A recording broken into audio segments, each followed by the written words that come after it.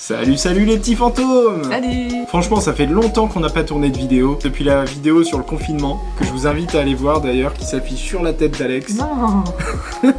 Encore ma tête. Dans cette vidéo, on vous partage nos grosses découvertes du confinement. Et qui nous tiennent vraiment à cœur. On espère que cette vidéo va vous plaire, et que... On espère que cette vidéo va vous plaire.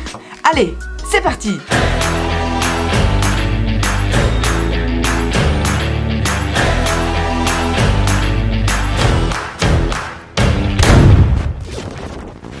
Premièrement, on doit vous parler de Disney+. Waouh, un review sur Disney+, c'est hyper inédit ça sur YouTube. Bah ouais. Non, en vrai, quand on a vu la plateforme Disney+ arriver en France, on a vu qu'il y avait pas mal de contenu sur Star Wars. Ouais, vachement intéressant. Et franchement, nous, Star Wars, si tu veux à la base, Star Wars pour nous c'est pas Disney. Et du coup, on s'est dit sur la plateforme Disney+, on n'aime pas Star Wars. On a déjà vu la plupart des Disney. On a déjà un bon visu des Disney parce que depuis qu'on est petit on en connaît pas mal en fait. Et du coup nous on s'attendait forcément à du contenu inédit, exclusif et pas forcément sur Star Wars. Donc forcément on a eu peur, on s'est dit wow minute Uncle Tom. Dis wow minute Uncle Tom là, c'est impossible là. On a craqué, on a testé comme tout le monde Disney+, pour essayer. Non mais on sait, toi qui es en train de regarder ta vidéo, là, ton écran, ton téléphone, ton iPad, que sais-je, t'es en train de te dire moi j'ai pas pris d'abonnement, tu dis comme tout le monde, mais c'est pas comme tout le monde. Et bah tu devrais. Qu'est-ce qu'on est méprisant sur la vidéo. Mais non. Donc du coup on a commencé par quoi quand on est arrivé sur la plateforme Disney+. On a commencé par certains Disney, les classiques, et puis on a vu des reportages inédits sur la plateforme, et c'est vraiment trop cool. Ah ouais, ça j'adore. Du coup on a testé une série, je crois que c'est comme ça qu'on peut dire, sur les Imagineers, excusez-moi de l'accent. C'est clairement pour expliquer comment ça s'est passé, le parc Disney, création depuis le début, un peu partout, comment ça s'est implanté en Europe, au Japon, etc. Et vachement intéressant en vrai. Et nous, tu vois, on était fans des parcs, on était fans de Disney. Et là, d'ailleurs, il y a la réouverture du parc bientôt, le 15 juillet. Oui. Et ben, on va pas voir le parc de la même manière, j'en suis sûr. Ouais, parce que forcément, on voit le parc, on dit c'est tout beau, il y a énormément d'argent là-dedans. Quand tu vois le reportage, tu dis waouh, il a quand même galéré le gars, il est parti de rien. Pour tout le monde, c'était impossible de faire ce qu'il a fait. Aujourd'hui, ça nous paraît normal. Mais à l'époque, tout le monde le prenait pour un taré en fait. Et là, dans les pubs, sur Facebook, partout, à la télé, qu'est-ce qu'on a vu? On a vu qu'ils étaient en train de teaser sur les coulisses de La Reine des Neiges 2. Oui. On a beaucoup aimé La Reine des Neiges 1 et La Reine des Neiges 2, on a vu au cinéma et tout ça. Et du coup, dès qu'on a su qu'il y avait ça sur Disney+, et ben on s'est intéressé, on s'est dit bah on va voir ce que ça donne. Ouais, quoi. carrément. Parce que c'est intéressant de voir autrement comment ils ont fait les musiques, de quoi ils sont inspirés, et c'est beaucoup de choses personnelles. Ouais, et puis en fait, tout ce qui nous a impressionné surtout, c'était voir tous les corps de métier qui travaillent autour d'un même Disney en fait.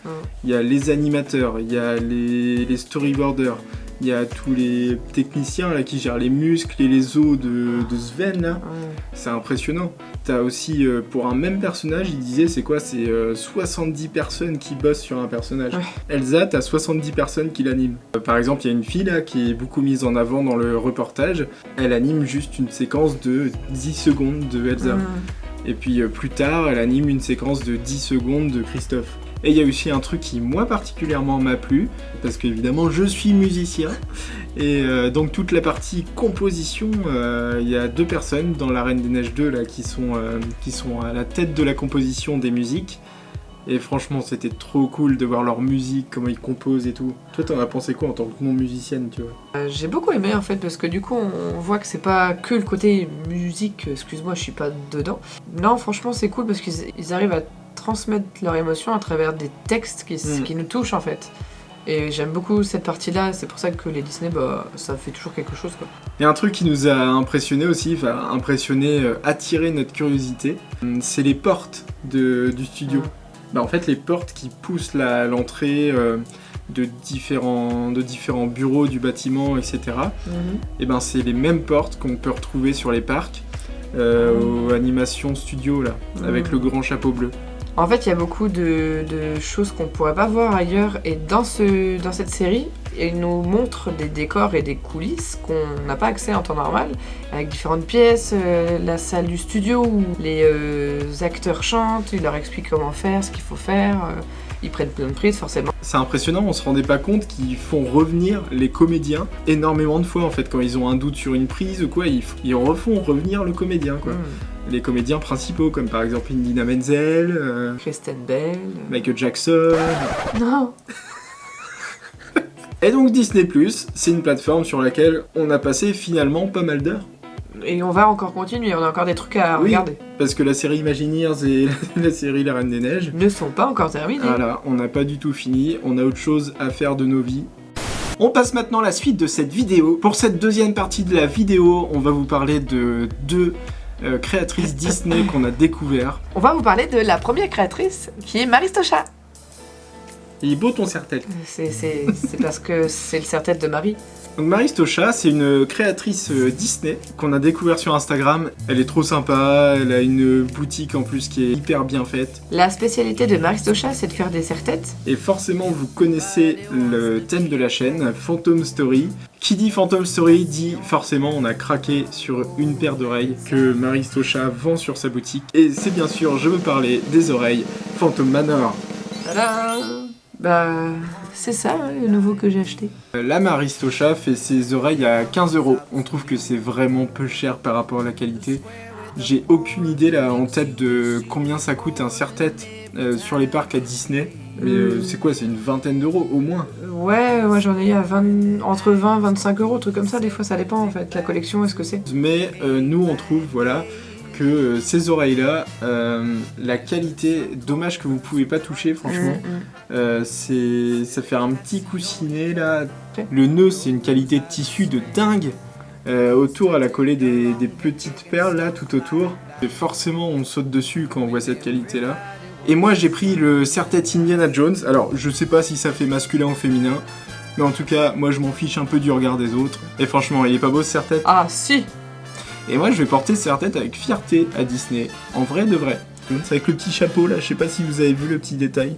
Dans mes cheveux, cette broussaille, il y en a vraiment pas beaucoup à chaque fois que Marie Stosha en met sur son site. Mais c'est complètement normal parce que tout est fait main.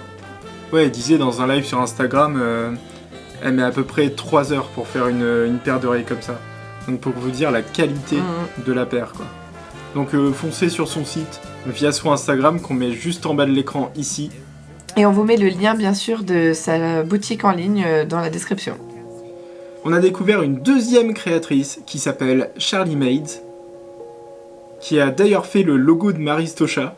Et donc oui, Charlie Maids, en fait c'est une graphiste, illustratrice Disney.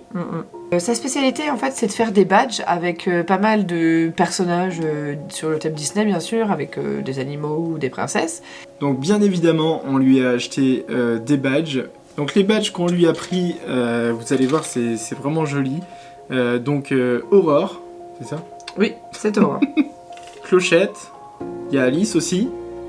On a Réponse. Et c'est gentil, mais tu vas toutes les faire là? Bah c'est quand même vachement cool ce qu'elle fait, non? Ouais, c'est cool, mais il y a beaucoup de choses qu'on a achetées, donc ça va être un peu long là. Bon, bah sinon vous pouvez retrouver aussi son site en description. Il y en a énormément, là on a dû prendre, je sais pas moi, 10% de son magasin, même moins. D'ailleurs on va jouer à un jeu. Je vais te montrer des badges là et tu dois dire qui c'est.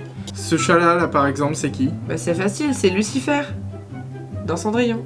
Oui, parce que forcément, vous, à l'écran, vous voyez peut-être le nom en dessous, mais Alex ne les voit pas de là où elle est. Et là, c'est qui comme chat? Ah, c'est Figaro dans Pinocchio. Très très bien. Et ici, on les confond tous les deux. Alors, le chat plutôt foncé, c'est qui? Je crois que c'est Berlioz, parce que c'est celui qui fait le piano. Et celui à gauche? Bah c'est Toulouse. Et ben très très bien, c'est un sans faute pour toi. Mais il y a Marie aussi qui est là. Ah oui. C'est vrai qu'il y a Marie, mais on l'a montré tout à l'heure. Oh, flûte. Et ça, ce chat-là, il est un peu moins connu, mais pourquoi pas. C'est le chat de Alice, c'est Dina. Et Dina, du coup, c'est le chat d'Alice qui apparaît au début et à la fin du film. C'est ça. Chose vachement géniale, qu'est-ce qu'elles ont fait ensemble, Marie Stosha et Charlie Maids? Alors en fait, les deux, elles ont un projet ensemble, commun, qui fait qu'elles sortent tous les samedis, je crois, un badge et des oreilles sur un thème, une attraction ou quelque chose comme ça, je crois. C'est un truc comme ça. Voilà. Et donc, il y a eu déjà It's a Small World, il y a eu Peter Pan Flight. On a réussi à avoir un badge. Et il est un peu plus grand que les badges de personnages. Du coup, Marie a fait aussi des oreilles en fonction de ses attractions. It's a Small World, Peter Pan's Flight, il y a eu Phantom Manor, donc une autre version de celle que vous avez déjà vue là. Il y a eu le badge qui est sorti forcément avec. Il y a eu aussi Pirates des Caraïbes, il était vraiment très beau. Et comme je vous dis, c'est fait main et Marie Stosha, elle a pas non plus que ça à faire, donc forcément c'est en quantité très limitée, donc c'est hyper collector.